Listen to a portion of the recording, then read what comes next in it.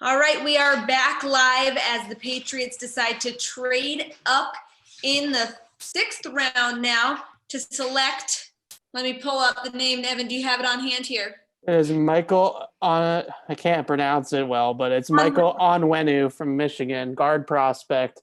Somebody that was on my radar, but not necessarily someone that I had a full report on. But you look at the profile, 6'2", 344 pounds at the guard position, and a guy that plays extremely physical and has power at the point of attack. There are some concerns about his athleticism and his foot speed and things like that. That's what knocked him down here into day 3. But he's a big time people mover, a guy that probably projects instantly as a backup on the interior. I'm not sure if he quite has starter potential, but if you think about a guy that can just fill in and spot start as a backup guard, that's what we're talking about here. I think what you're looking at this position is depth, right, Evan? I mean, you're talking about David Andrews coming back, and the very good news on Thursday night, just when the draft was started, that David Andrews has been cleared to rejoin the team in 2020. But still, the Patriots want to make sure that they have some answers just in case something is not fully a full go with David Andrews once he gets on the field. And they obviously want a people mover. They want to, I think, give more of a commitment to the run game. And I think having a guy like this in terms of depth along the interior offensive line is certainly a step in that direction. This is now 3 Michigan players? Two Michigan players. This year, correct. Two this year in this draft for the Patriots. And Asi is a former Michigan player. Of course, he came out of UCLA. So, Sierra, you're probably right. It is actually, to be technical, 3 former Michigan Wolverines in this draft. Yep, absolutely. I think it's a program that they look at and they see NFL coaching. They see an NFL coaching staff, and they see guys that are getting prepared already for 4 years, like it's an NFL program with Jim Harbaugh there. And I think that that's a big reason why they continue to just tap into that Michigan, kind of pipeline, if you will. Onuahu is an interesting prospect because really watching him on tape, I did get to a few games of his. You are not going to go through this guy. He's got a really strong chest and a really good ability to drop his anchor and pass protection. To me, his profile projects more like a right guard prospect in the Patriots system. They usually like to have the bigger dudes on that side, and they have the more athletic guys on the left side, the Toonies and the Wins and the Solders, and those guys are usually left side of the line, whereas the big time people movers like the Cannons and the Shaq Masons, they stick over on the right side. So he can probably play, any guard spot, both guard spots, I should say, but really this thing that stands out about him on tape is that he absolutely moves people off the ball, and you're not going to run through him either. And again, no wide receiver taken. Yeah, trade terms here. The Patriots received 182 from the Colts, and they give the Colts 212 and 213. So their final 2 picks of the 6th round. So that leaves the Patriots with 195 and 204 left still in this round, where they must be at least possibly planning to draft a wide receiver. But guys, for those who just hopped on, because obviously this was last minute as the Patriots traded up with the Colts for the 182nd pick in round 6 of this draft. We're just promoting it here on social media, so giving some people some time to file into our live stream, drop your questions, comments in the live chat room here, guys. If you want to repeat your original take, Evan, on the Patriots selection of Michigan guard Michael Onwenu. Yeah, it's funny, now that I think about it some more, it took me a little bit by surprise, but now I've got my bearings here. He's a guy that a lot of people on the Twitter draft community, a couple of my friends are pointing out to me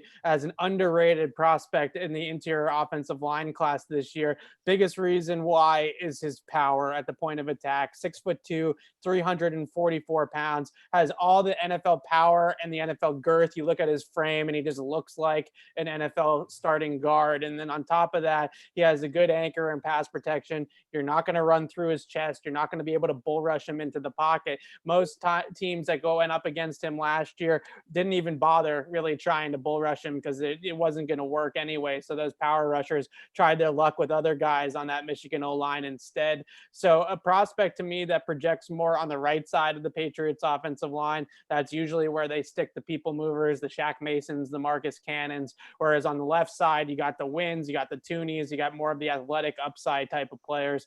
I don't think Onwenu is necessarily going to be a starter at the NFL level. In the 6th round, you're not really looking for that necessarily anyways, but a solid backup and a guy that can spot start. We've been talking about this a lot, Sierra, and this is their Ted Karras replacement, right? I don't know if he has any experience playing center, but he has the ability to back up both guard spots and just be depth there for the interior offensive line.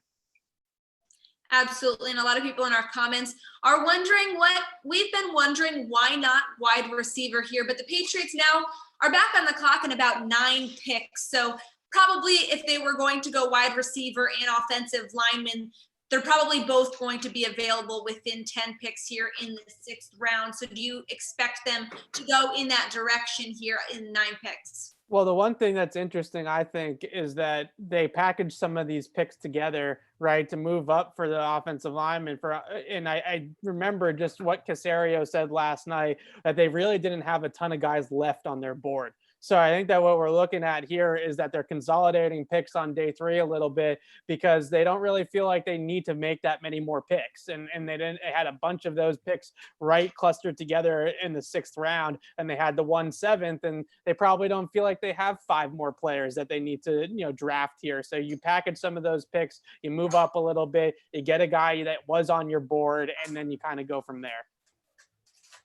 What's interesting is that you figure if they wanted a wide receiver to make an impact next year, the situation would be they would have taken him by now. I mean, that's the way I kind of read this board right now. And they would probably have taken him in the first 4 rounds, or certainly in the first 2 days of this draft. They did not do that. So I think maybe they view their wide receiver position a lot different, certainly than the fan base does, and a lot differently than even we do. Looking at it in terms of doing draft board analysis day after day after day.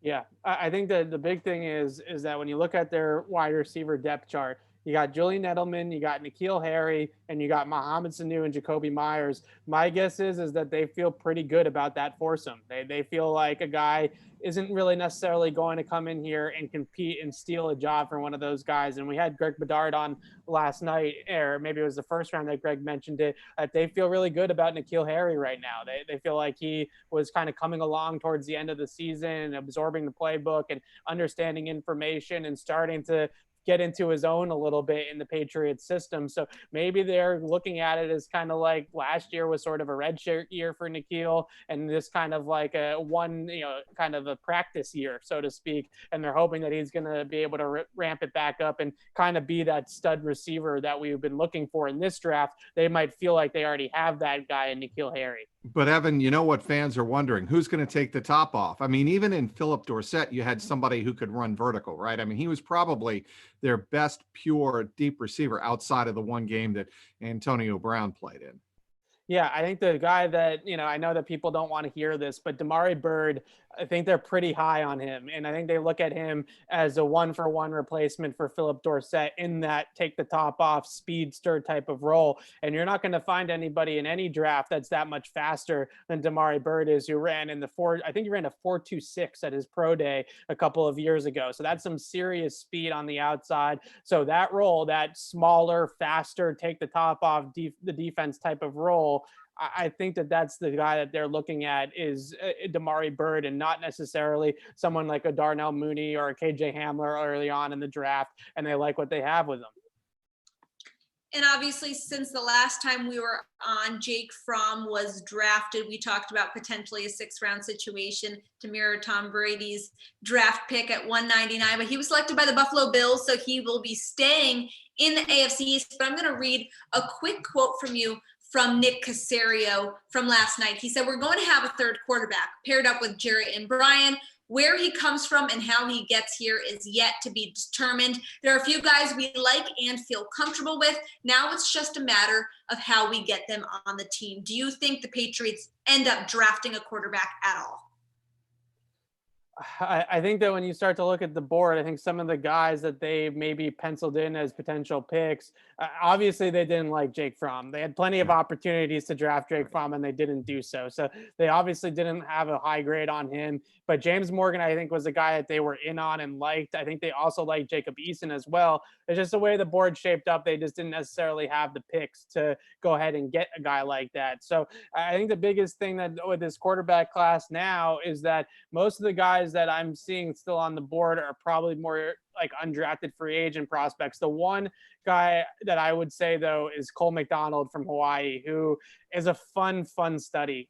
Just not a guy that necessarily takes care of the ball all the time. So I don't know if that necessarily fits the Patriots, but he's a guy that has plenty of arm strength, is very, very good and fast through his progressions. He can really read a full field progression better than a lot of the other prospects in this draft. And he has that ability to go 1, 2, 3, 4 and make a decision based off of, sound decision with the football in terms of the progression. There are some risk takings on his tape. He does throw the ball up for grabs a little bit. That's something that they'll have to look at and evaluate to see if they're really crazy about that. I would also say, guys, that Jalen Hurts going to the Eagles, I think may have thrown a little bit of a monkey wrench. We're just speculating here, but maybe that is somebody they genuinely have their eyes on. But if that guy goes off the board in a surprise development, then they move on and alter their board and alter their approach. And they're not just going to take a quarterback just because they're desperate.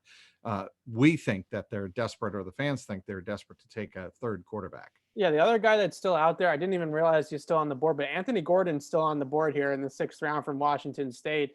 I think that he fits the Patriots extremely well from just what he does best, throwing between the numbers, throwing accurately with anticipation. Another guy that really was getting through a full field progression a lot faster and a lot smoother than some of these other quarterbacks that are already off the table. If you're looking for more like guys that could potentially back up the starter, the next Brian Hoyer, if you will, not necessarily the next starter.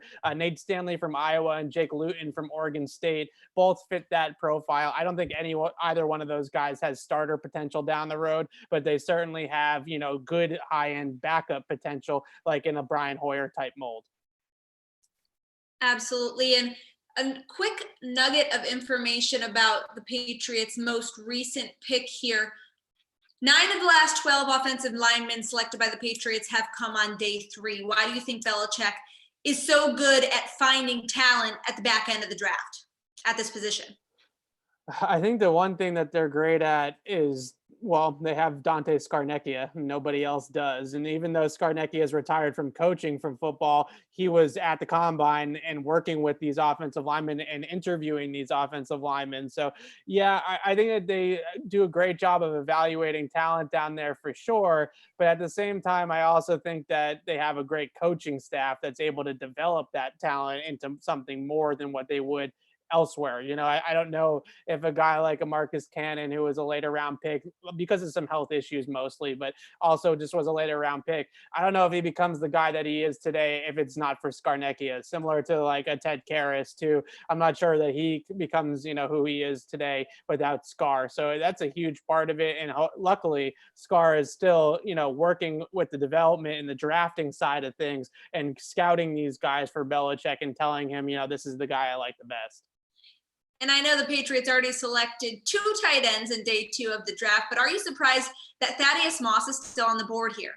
I'm not. I'm a little surprised that a little surprised, but not shocked, because really when you look at his profile, he is a late round tight end prospect. I love the name recognition, obviously. I love the fact that he went to LSU and he's an extremely good blocker, right? And that's something that you see all over his tape, his ability to block on the move, in line, move people at the point of attack, but specifically his footwork into engagements and his positional blocking is extremely sound. But as a receiver, he lacks juice. We talked about Devin Asiasi and the juice that he brings to it.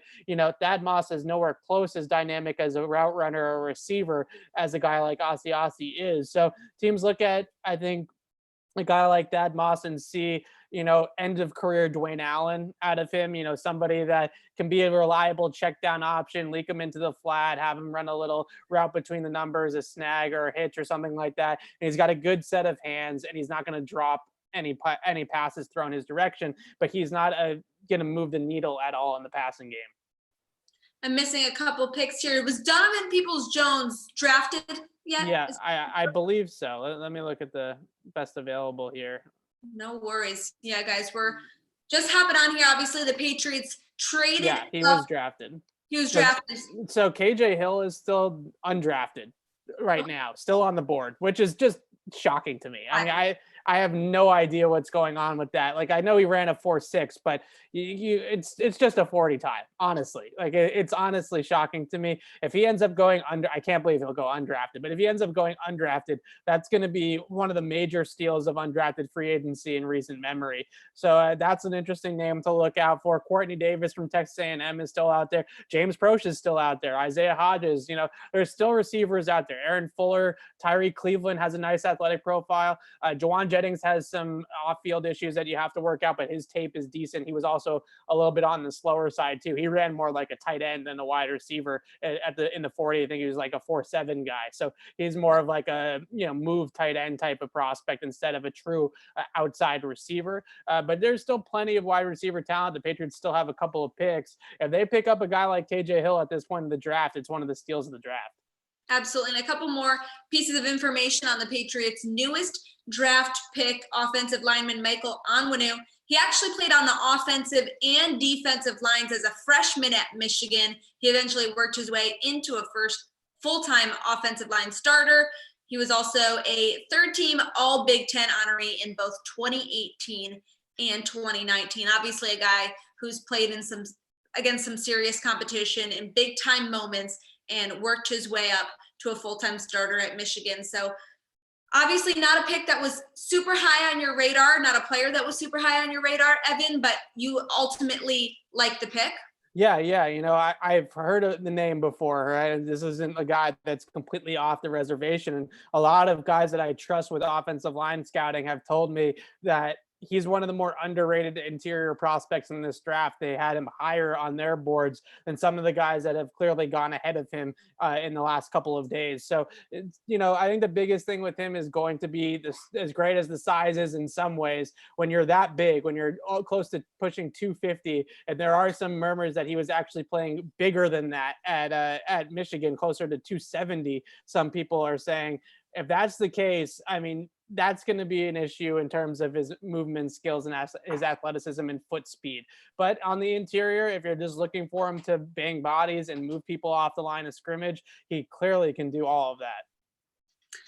This is really interesting. Field Yates just put out a tweet about the Patriots' 11 assigned picks. Their first round pick, they were traded. Second, traded. Round 3, they drafted Anthony Jennings. And then there's 2 other third-round comp picks they traded. Their 4th round pick, they traded. Their 5th round pick, they traded. All 3 6th-round picks traded, and the 7th round pick traded. That is Bill Belichick for you. All of their assigned picks, except for one, their round 3 pick, where they took Anthony Jennings, they traded away. Yeah, I mean, it's crazy. Like, I mocked 3 trades in my final mock draft for the Patriots because I knew that they were going to be all over the trades. I knew they were going to be all over the board. And I finally said to myself, on Wednesday night and Thursday, I'm not going to try to predict any more trades because I know they're going to move around the board. It's clearly just the players that they're going to target, right? I mean, we know they're going to trade. We know they're going to be all over the place. So there's really no point, I would say, in trying to guess all the trades that they're going to make. But it really, I think what it comes down to, again, is what Caserio said to us last night. And that is that they had so many picks clustered on day 3 that they didn't have enough guys graded that were draftable prospects to need all those picks. So that's why you saw the trade up for Dalton Keene. That's why you're seeing the trade up for Onwenu here. They just they don't need all the picks. They really don't. And the guys that kind of trickle through the draft and go undrafted, we know how good the Patriots are in undrafted free agency, so they can pick up a few guys there too. We have a couple questions we'll take here in the comments. Guys, feel free to keep them coming. But how about another defensive end here in these late picks, Evan? I was expecting them to take a true defensive lineman at some point. To be honest, I don't really see Fernie Jennings or Uche as being like traditional defensive linemen. Obviously, Jennings is a little bit bigger, but at 255, you're really not going to put him the hand in the dirt too much. The guy that I would look out for is Raekwon Williams from Michigan State. The Patriots have done a ton of homework on him in the pre-draft process. They've had a couple of different interactions with him as well. And he's the type of guy that is extremely versatile, but also mostly, I would say, stout at the point of attack, right? A guy that can take on blocks, be a defensive tackle, and take on blocks in the running game and eat up people in the A gap and B gaps. That's probably where he's going to live, but he does have some versatility and some length to play all over the defensive front, just based off of who they've shown interest in so far, at least in the pre-draft process. I would say that Williams is probably my best bet at this point in the draft to be a Patriot here soon. The San Francisco 49ers are on the clock at pick 190. The Patriots coming up again at 195. We're going to take you all the way up through that pick. So stay with us. Let us know who you want to see the Patriots draft here in the third round. But reporters of the Patriots are now getting the chance to talk to their new kicker, Justin Rohrwasser, on a conference call. That's where Mike Petraglia is headed right now. So we've got some nuggets coming in from him. And Rohrwasser actually played at URI before he transferred to Marshall. And he said he was playing at URI when the Patriots won the Super Bowl and remembers the whole campus, quote, being on fire. It was unreal. So he got a firsthand look at the fan base in New England, said he's really excited to be a part of that and to have now that kind of energy around the team he plays for.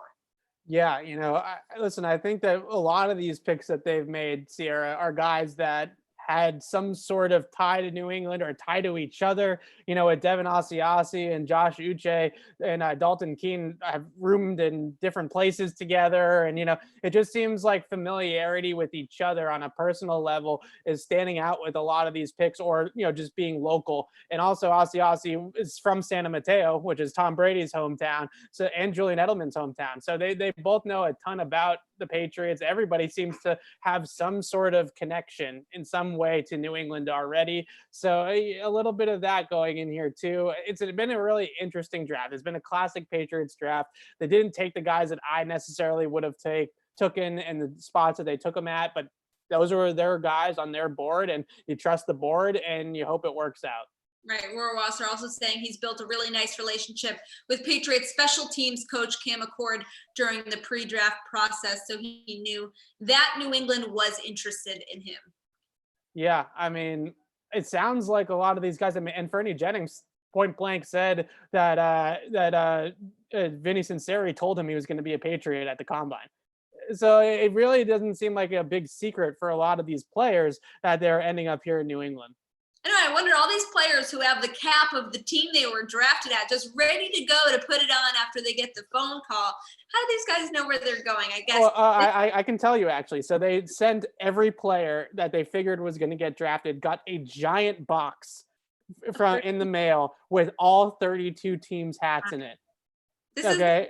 So that's how they did it. Yeah, it's crazy. I mean, they really did think ahead in that regard. A couple of players have tweeted out the box. I think CeeDee Lamb has it on his Twitter account. It's a giant box with gear from all 32 teams so they can have it for these types of moments.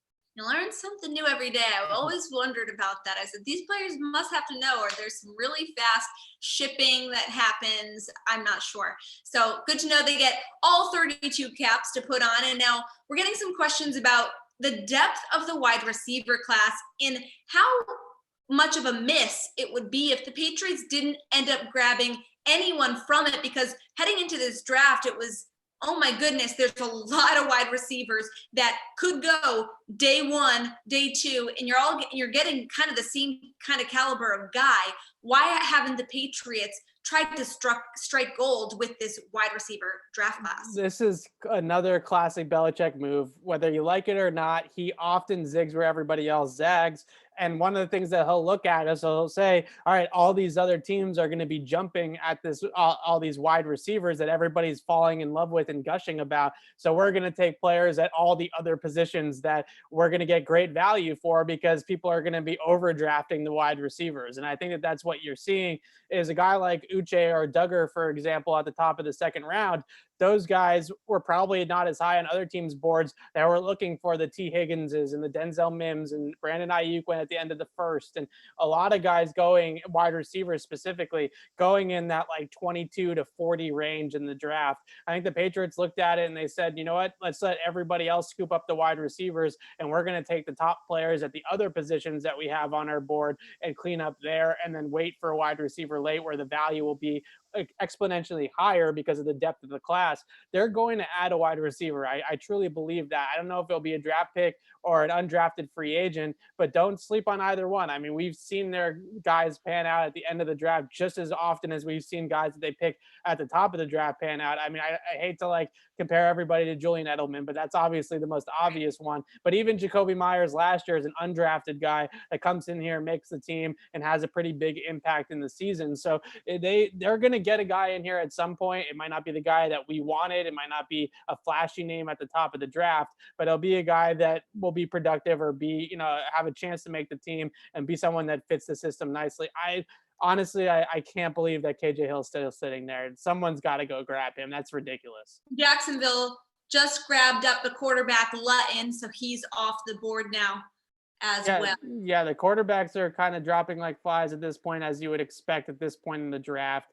I think that, the biggest thing here is that I would look at Anthony Gordon. I think at a Washington State, Nate Stanley, Cole McDonald, those guys possibly are options too. If they want to just go pure athleticism and a guy that's more of a scrambling option, Tyler Huntley from Utah is one of the best dual threat quarterbacks at this point in the draft. So they could look that direction as well. But we're at the point now where there's probably only about 6 or 7 quarterbacks that are even worthy of being on an NFL roster. So at this point in the draft, you're really kind of getting some slim pickings, and it's Jared Stidham season. I mean, they're obviously locked into Jared Stidham being the starter and really not getting any legitimate competition at it with him at this point.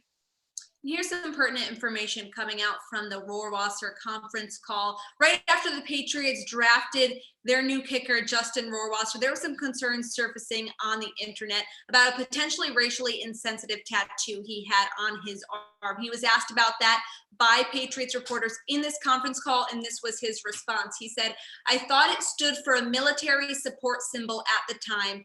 It evolved into something I do not want to represent. It will be covered."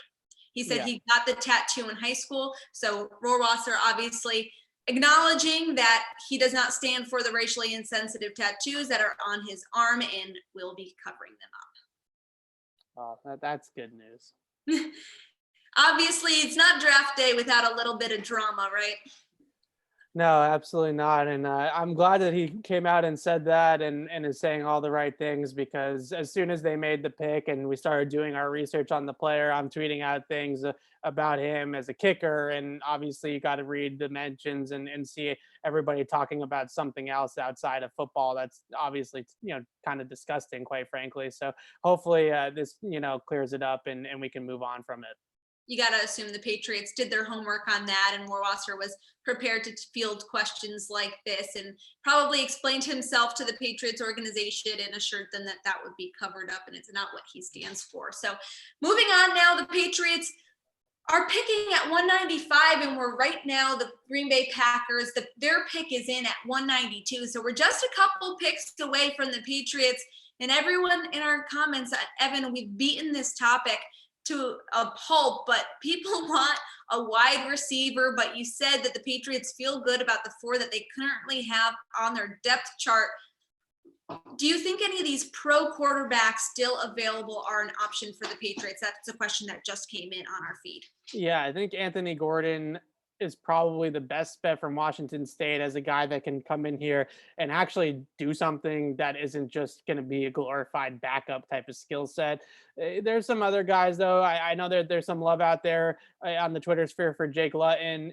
I wouldn't mind that either. He's got a good enough arm, I think, to make an NFL roster. But right now at this point, we're seriously not. Luton already went off the board, right? So it's really just it's a 3-headed race for me at this point. If they're going to take a quarterback, it's either Anthony Gordon, Nate Stanley, or Cole McDonald. And I don't know. None of those guys are going to come in here and push Stidham. None of those guys are going to be great competition. If you're looking for one guy, though, that I think can at least has the overall tools to be a starter at some point in the NFL, it's Gordon.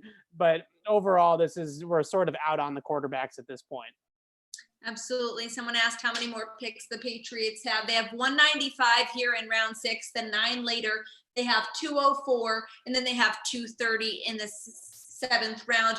Trags, we're going to give them a second to set back up here, but just jumping back on the live stream after being on the conference call with Patriots' new kicker, Justin Rohrwasser. Trags, just to catch you up to speed, we talked about his comments on his tattoos, and we talked about his comments on being at Rhode Island when the Patriots won the Super Bowl. Is there anything else you took away from the conference call? Yes, that the Patriots administered a psychology test to him. Cam McCord was at his pro day at Marshall. And what was interesting about that, he said the Patriots wanted to know what kind of guy they were getting in terms of his ability to handle kicks under pressure. That is a classic Patriots move, obviously going outside the box a little bit beyond the fundamentals of the football X's and O's and the mechanical execution. What's up top in the personality?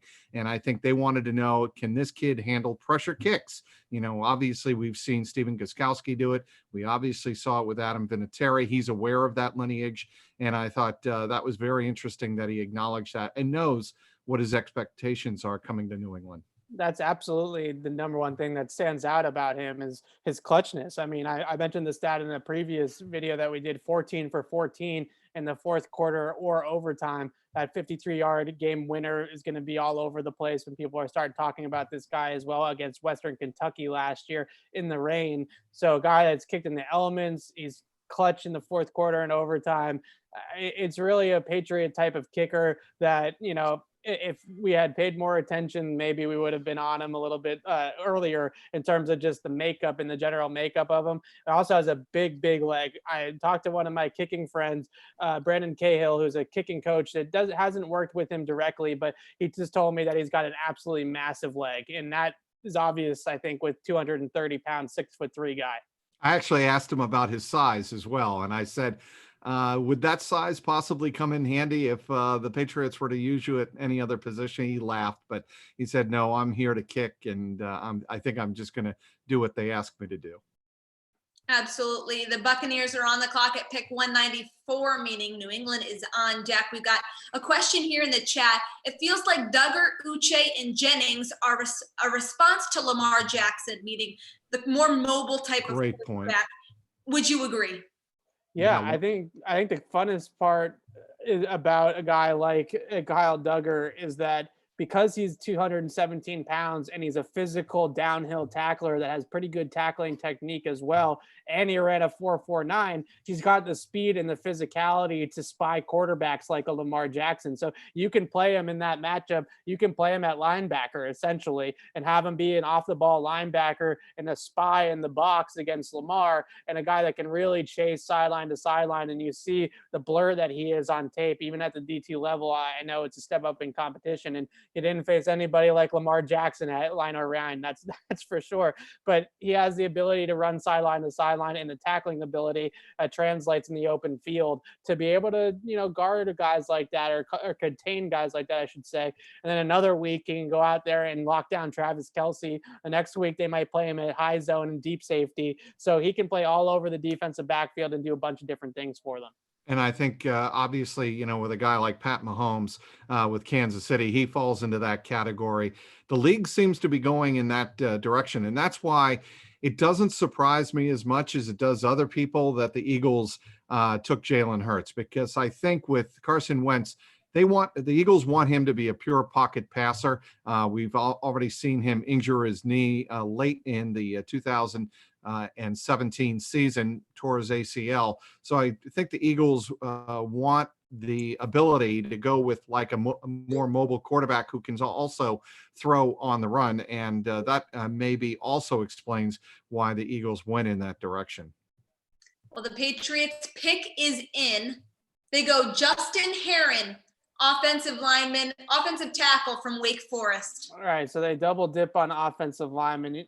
I think Herron and Onwenu, both of those guys, people had them in different points in the draft, but a lot of people higher on those types of guys than others out there. So I think there's a big thing that we're seeing here with the Patriots is that they obviously feel like these guys should have been a little bit higher in the draft, and they probably had him a little bit higher there. He's got great foot quickness, flexibility, really. I thought probably more of like a zone blocker than a man blocker, but obviously they feel differently about that, or they feel like he can do a little bit of both. But I think the biggest thing that you look at him, though, is that the athleticism on tape didn't exactly line up to the athleticism at the combine. But when you watch him, he's got tackle feet. He's got the ability to mirror guys and edge rushers on the outside. And I think that there's enough there to get to the second level there as well and play with proper kind of timing and pacing on climbs and second level blocks. So an athletic prospect for the most part, even though, it really didn't show up necessarily at the combine, but a guy that I would say really has some technical issues to work out, accuracy, hand placement, that kind of stuff. More so than anything about his athletic profile, we're talking about a guy that needs to kind of build up his technique, and that's why he's here in the draft in the 6th round. What's also interesting about that, now back-to-back offensive linemen, when you consider the fact that last year they brought in Kajust and Froholt, along with signing Luminor, who has just been re-signed to the Patriots roster for 2020, you're starting to see a lot more interior depth options for the Patriots, don't you think, Evan? Yeah, I mean, I think that, Herron's a guy that played tackle in college, but could potentially play guard here in the NFL. And that's kind of where the Patriots and I think other teams have him pegged as a guard prospect. So I think that what they're looking at here is just exactly what you said, is depth. They need depth. They certainly were lacking depth at the tackle spot last year. I don't think Herron's going to be a tackle, but they have 2 guards now with Ted Karras leaving and David Andrews' situation uncertain. Joe Thuney's situation past the 2020 season up in the air as well contractually. So they need to get some guys in here that can eventually be those replacements for those 2. And I think that when you look at a guy like Herron, he's a perfect left guard type of prospect for the Patriots because he's got enough athleticism and foot speed to be able to be a high level pass protector and move blocker, which is usually what they like on that left side. And this is now the 3rd time in this draft where the Patriots have kind of paired picks of players in the same position. They did Uche and Jennings, both linebackers, in day 1, and then obviously the 2 tight ends with Asiasi and Keene. And now here we are with Michael Onwenu and Justin Herron. Is this a strategy of the Patriots? It's a good question. I think, Trags, you asked Casario about that last night. As a matter of fact. Yeah, and he kind of downplayed it a little bit, right? I'm not really sure why he was saying that, and they did it 3 times. It seems like he was maybe being a little bit keeping it close to the vest. Yeah, and I think the reason you would keep it close to the vest is you don't want a trend exposed in the NFL draft for other teams to kind of read and maybe give a clue as to maybe the Patriots, they took one position, they're going to follow up their next pick with a similar position pick. You want to keep that pretty close to the vest. I get it. But I thought he answered it in a way that kind of acknowledged, that's certainly the way it turned out. And it's certainly, if we see that position of need and we see an ability to fill that position of need, we're going to go ahead and do it. Yeah, another thing on Herron, just quickly, another Senior Bowl guy. Just remembered that, popped in my head. So the Patriots have now taken a bunch of Senior Bowl guys: Duggar, Uche, Herron. They were clearly doing their homework down in Mobile. Dalton Key might have been a Senior Bowl guy too. I can't remember. Asiasi, I don't think was there, but a lot of Senior Bowl guys, which I think makes a lot of sense for them, seeing that they didn't have the top 30 visits. They didn't have the pro days this year, but they were able to go down there to the Senior Bowl and talk to these guys and see them up close and personal, both in practice and in the Senior Bowl, the game itself. One more thing on Herron. He did suffer a torn ACL in 2018, ended his season early, but was really seen before that as a pretty good prospect and a guy that was a full-time starter at Wake Forest for multiple seasons. So I think there's a big kind of discrepancy here on his evaluation of, what would he have been in this draft if he never tears that ACL in 2018 and is kind of a guy that is, healthy for his entire career. One more quick note. He was a grad student at Wake Forest. And I bring that up because I don't know if it's necessarily a trend, but we've certainly seen some characteristics of the Patriots going with experienced college players coming into the league. I think that's another quality that allows some of these players to transition very quickly and be able to produce right away. Yeah. And Justin Herron was also a team captain at Wake Right. Forest and a 51 game starter. That's right up the Patriots and Belichick's alley. Love a leader, love a locker room guy who's trustworthy, great work ethic. So Herron definitely fits the bill in that regard as well. Yeah, I mean, this draft is all the way down the line with guys like that. Older guys that went to the Senior Bowl or fifth-year seniors, guys that were captains, guys that were leadership qualities and had high character and well thought of, and all that kind of stuff. It's the whole draft class really checks all of those boxes. Absolutely. Well, the Patriots have another pick coming up here at 204. So they had 182. 195, where they went with both offensive linemen, and now another one coming at 204. Do you think the Patriots stick with this pick here, and what direction do you see them going in? Man, I think we're at the point of the draft where at this point we're just talking about guys that they even have draftable grades on. I don't even know if position necessarily matters anymore. We're just talking about what are the 3, 4, 5 guys left that they even have on the board that they actually feel like they should pick in the draft and not wait till undrafted free agency on. So it could be any position really. It wouldn't take me by surprise. Could be a corner, could be a running back, and none of it would take me by surprise, mainly because we're so late in this thing at this point that really there's so little guys that they're going to have that have draftable grades. Yeah, and I think, one thing, as Evan makes a reference to, this is a busy day for the draft, but it's also a hugely important day for a team like the Patriots, who have really feasted off undrafted free agents. And that happens as soon as this draft is over. Bill Belichick and Nick Caserio will be on the horn trying to get as many undrafted free agents that they feel will fit their mold, under contract and bring them in. Yeah, I really think that's where I'm thinking more and more that the wide receivers coming in undrafted free agency, a Jacoby Myers type of pickup, something like that. Maybe they have a draftable grade on a guy before then, but it just kind of feels like they're going with Edelman, Harry, Sanu, and Damari Bird and Myers. That's kind of going to be their group at wide receiver. You add the tight ends into the mix, and you already have the stable of running backs, and that's kind of your offense for next year. I think they're counting on a guy like N'Keal Harry to take a really big leap in year 2. And while we're talking about wide receivers, the Patriots obviously on the first day of the 2020 NFL draft signed free agent Marquise Lee.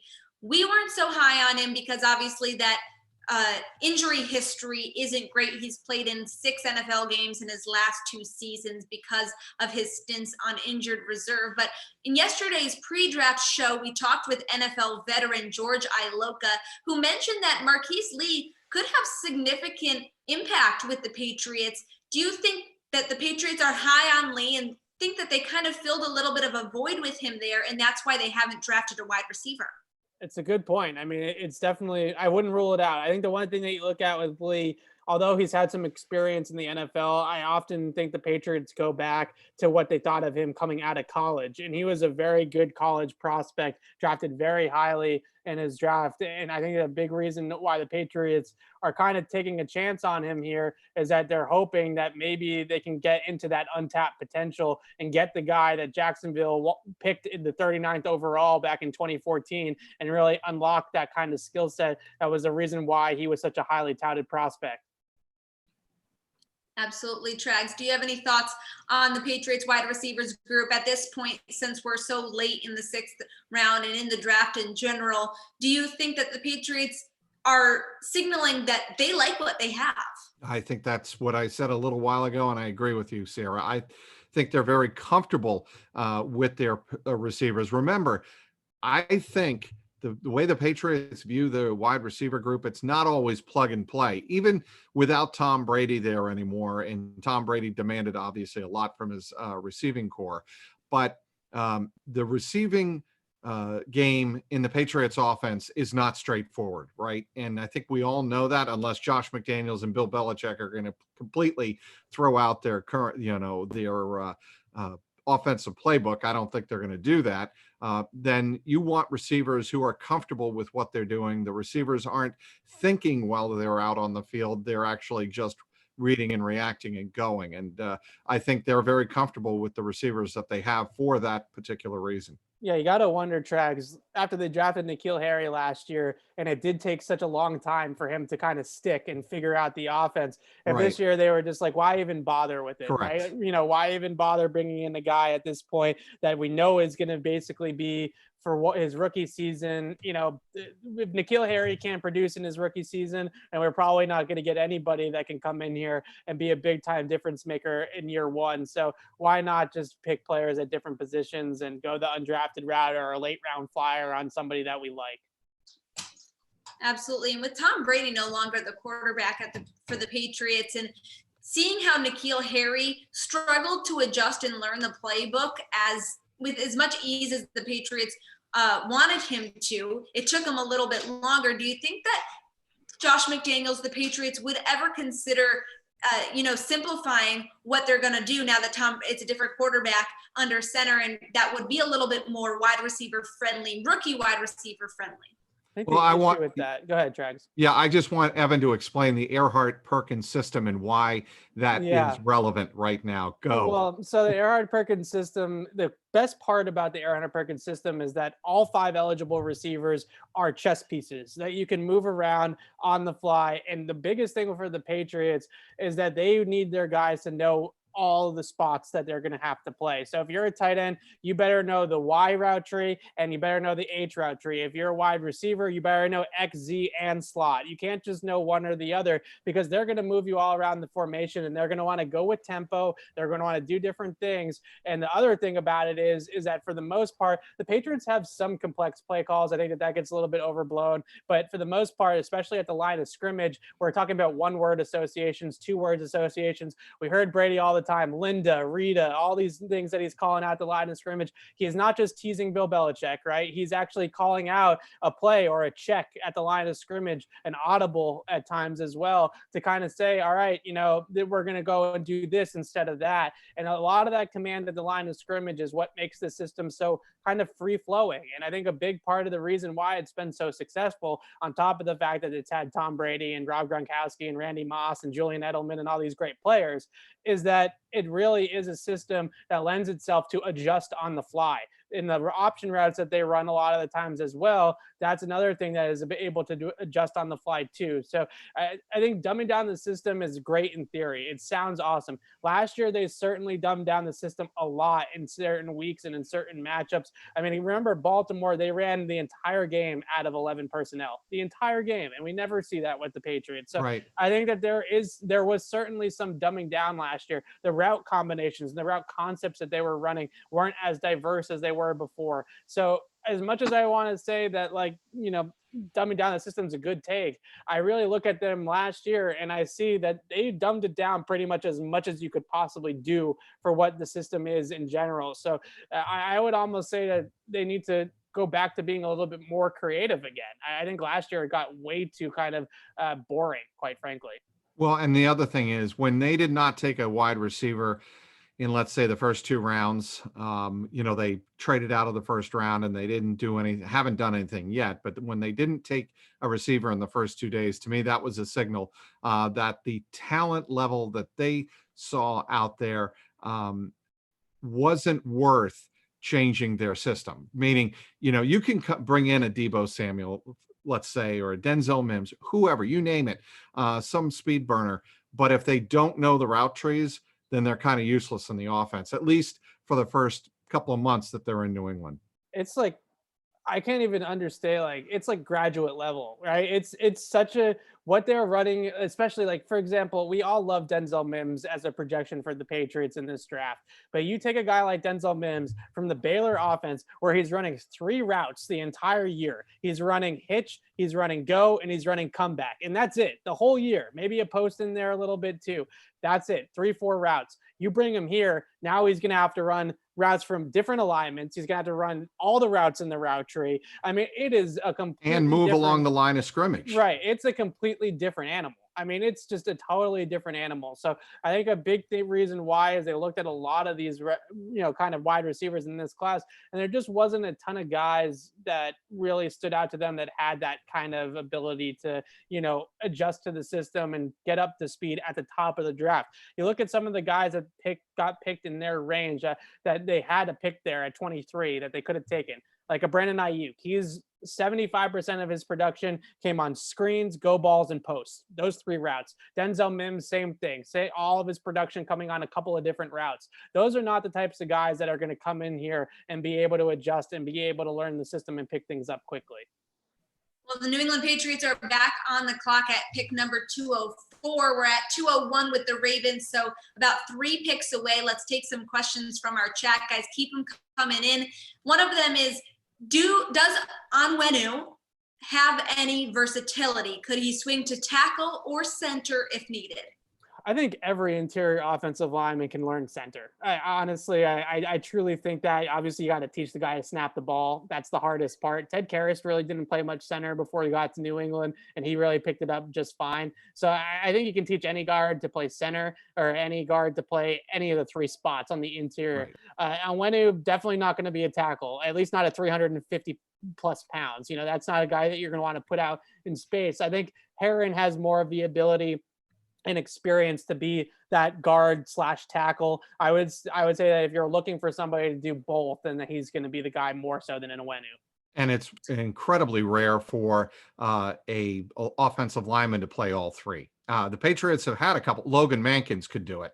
And I know Bill Belichick has mentioned that name before. I think Joe Thuney, if he were asked to do it, I think Belichick, and I know Ernie Adams had acknowledged this when we were talking Hall of Fame committee members a couple of weeks ago. He said that Joe Thuney was somebody who could probably handle it, but it's very rare. So, Trags, I just want to interrupt you for a second. Yes. You just casually dropped that you were in the same room as Ernie Adams not too long ago. I'm pretty Virtual sure. room. How was that? I need to know. It was fantastic because Ernie Adams can drop stories and anecdotes from now until the start of the NFL season about different players at different positions and how what he has learned watching those players in those positions has helped the Patriots and helped the Patriots gain an edge because of their uniqueness. Look, I could listen to Ernie Adams talk football all day long. And I will also add, I know that Ernie Adams has a lot of respect, not for just Bill Belichick, but Bill Parcells. And, I hope people keep that in mind when they are considering the Patriots Hall of Fame voting, which is continuing now through May 8th on patriots.com. I bumped into Ernie Adams at the Indianapolis airport after the combine, not this past year, but 2 years ago. And I walked up to him, I introduced myself, and I asked him, I was like, how was the week? What did you think? He could not have been more disinterested in the combine. He was like, I don't even know why I'm here. He's a history major, though. Yeah, I mean, that's really his role inside the Patriots organization, and he has an exceptional mind. I mean, yeah, he has a beautiful mind when it comes to football, really a savant. Yeah, he could care less about 40 times and how guys looked in spandex and all that kind of stuff. He was not into it. Well, and let me just interject here. That's one of the reasons Bill Belichick loves him, right? Because Belichick loves different perspectives from around the football universe because it helps him gain his own well-balanced perspective on what's going on out there, not just a narrow focused on either the metrics, which he publicly has said he doesn't like that much, or the combine or any particular one area of the game. At 201, the Baltimore Ravens snagged up James Proche. So that's a wide receiver prospect off the board. KJ Hill still here. We've got the Arizona Cardinals and Minnesota Vikings 2 picks ahead of the New England Patriots. Guys, best available options here. KJ Hill. Yeah, I hope that the Patriots pick KJ Hill just so we can ask him what the hell happened. Because the fact that he's still on the board at this point it makes zero sense. I mean, production, route running savvy, technique, all of it, hands. He's not necessarily going to, wow you after the catch, but he's kind of got like a slithering running back style after the catch. I have no idea why he's still on the board. It's honestly quite shocking. The one player also that I haven't talked about, Marcus Bailey from Purdue, who's an inside linebacker that lost an entire season to a serious injury, but before the injury was seen as a pretty good linebacker prospect, more of an off the ball guy, built kind of like a Landon Roberts. So they got Uchi and they got Jennings. And, I'm kind of sitting here thinking to myself, neither one of those guys are true off the ball guys. Like Uchi can do it. And I think that he'll probably do it a little bit in New England, and maybe they develop him more into that role, but they haven't gotten a guy that's played off the ball primarily or full time yet. So maybe he's a guy that they look at to replace Landon Roberts. 3 issues usually when a player of apparent elite talent stays on the board this long or never gets drafted. One is health, that's obvious, football IQ, or character. And it's usually one of those 3. I'm not saying that KJ Hill has anything that we know of in terms of any of those 3 categories, but that's usually the case when you find out after the fact. Yeah. Yep. The other guy out there too right now that's interestingly still on the board. The Patriots, I hope, are not going to take another tight end, but Hunter Bryant out of Washington still being out there, I think, is also a shocker. Something's got to be going up with him in terms of health or something like that as well. This is a red flag situation. There's no way he should still be on the board either. Lavert Hill from Michigan's an interesting corner prospect. We talked about a lot with Uchi about how that Michigan program really resembles a lot of the pro style type of defensive schemes that you're going to run. One of the things they do a lot at Michigan is play a lot of press man coverage. That's basically 60%, 65% of their coverage snaps. The corners on the outside are going to be playing in press. So maybe they could look at a corner here in a Lavert Hill. Geno Stone from Iowa, safety prospect. He's more of a free safety, pure free safety, has got plenty of, ability to play over the top and maybe not play center field. I don't know if he quite has the range for that, but certainly play in split safety looks and do that sort of thing as well. Courtney Davis, wide receiver from Texas A&M, is still out there. The quarterbacks like Gordon, Nate Stanley, those guys are still out there. Raekwon Williams, Michigan State, I mentioned him earlier. Sierra, he's still out there as well. There's a lot of talent still on the board, honestly. So yeah. It's enticing to see who the Patriots are going to scoop up here. Arizona Cardinals take Evan Weaver, inside linebacker, with pick 202. And hey, the Minnesota Vikings pick is in at 203, which means the New England Patriots are officially back on the clock for pick 204. Guys, bold predictions here for 204. Quarterback. Oh. You said bold.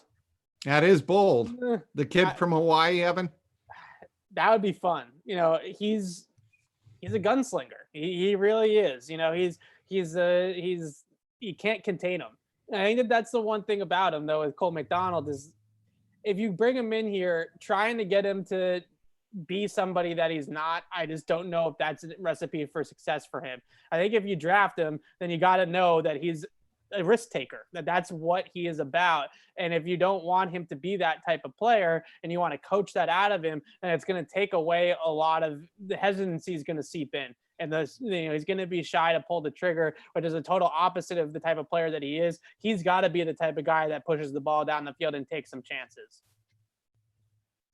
It'll be interesting to see where the Minnesota Vikings go right here with the 203rd pick. They go Blake Brandel, the offensive tackle out of Oregon State. So now we're seeing some of these tackles start to come off the board here. Weaver from to Arizona too is another kind of, now we're getting into the undersized linebacker group here as well. Weaver's 235, 6'2", something like that. Off the ball linebacker that's I didn't have as a fit for the Patriots because of his profile, because he was a little bit undersized for that position. But now we have this late in the draft. I mentioned Bailey. We have Weaver going. This is when you start to sacrifice the measurables just for guys that can actually play, just guys that can actually test and potentially make a roster. Absolutely. So a couple quarterbacks still available, some inside linebackers, some wide receivers. I would assume it's going to be one of those 3 positions here by the Patriots. But then again, we've been shocked before by Bill Belichick. So who really knows? Yep. It's we'll see. I mean, like I've been saying, this is this is a pick that is just a guy that they have a draftable grade on. I don't think that the really necessarily the position is at all a factor here. They're just taking a guy that they think actually has a viable chance to even make the roster at this point in the draft. Absolutely. Some people making jokes if there's any more Michigan related picks left on the board, because that seems to be a trend of the Patriots draft in 2020. Trags, what are you thinking? What's your bold prediction last minute? KJ Hill. I'm gonna go on out on a limb and say, because look, the best rivalry in all of sports has to be represented on the other side, and I think they go with an Ohio State guy. Oh man, so we get some more Ohio State Michigan battles in the locker room. That's what I think now they that need Tom more Brady's of. gone, Michigan's losing some power over there, so they had to bring in Uchi to even things out a little bit. And Nate Ebner's gone Nate to the Ebner's Giants, gone. right? Yeah, but John Simon's still there. Ohio That's State true. guy. Good point. Fair point.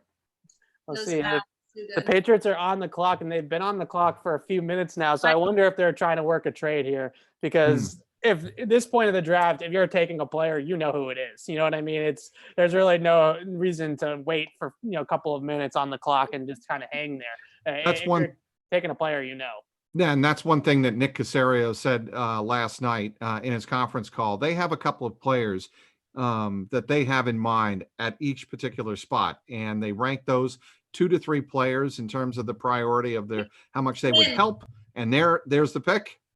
Pick is in, don't have who it is yet, but they did select a player. So we'll see when this comes in who it is. There wasn't a trade though, so that is interesting. The Patriots had to think about their pick for a second. I just want a receiver so fans can relax a little bit, because they're going to lose their mind if they go through the draft without a receiver. There has to be something out there about KJ Hill that we don't know about. Yeah, there possible. Just has to be. And if that's the case, then taking him. Oh, so the Patriots did take a linebacker. It's Cash Malai from Wyoming. I thought Logan Wilson would be a fit for them. Cash, kind of saw him popping on tape next to Logan Wilson a lot. So that pick kind of makes sense. You scout the other guy. You don't get the higher pick. You end up coming back and get the lower round guy. Yeah, Logan Wilson went to the Bengals, as a matter of fact, if I recall correctly. I'm sure you're right about that. And what we see with Cash, though, first of all, 3-year starter, so a guy that has some experience there. He's more of like a twitchy, athletic, lateral type of agility player than what they typically look for at that position. But he's 6 foot, 248 pounds. So he fits that mold of being a little bit on the bigger side at the linebacker position, which was what the Patriots always want. But it's the feet and the footwork and the lateral agility that he has that popped on tape a little bit. So I don't hate it. I mean, he's got 4.53 speed, ability to run sideline to sideline. Definitely has special teams value. And I mean, we talked about that. If you're going to make a pick here, and you got to have a guy that's going to be able to play special teams and be able to contribute in that sort of way. So it makes a lot of sense. And another guy I think also that's probably going to be a special teams only player at first. Maybe, there's some issues in his background. He had a DUI arrest. I don't think that's the biggest deal in the world. I think it's mainly the reason why he dropped this far is play strength, ability to attack blocks, deconstruct blocks, that kind of stuff. Absolutely. Well, in my opinion, he wins as the Patriots draft pick with the coolest name. I like Cash a lot. But so would you say with this pick, third linebacker of the 2020 draft for the Patriots, they have officially replaced the boogeyman? Yeah. I think that what we're finally seeing here with Cash I just mentioned it. This is a true off the ball guy. This is not an edge rusher. This is not a versatile guy like Uchi necessarily. This is a 3-year starter playing off the ball all the time. So I think that's a big reason why they go with that here.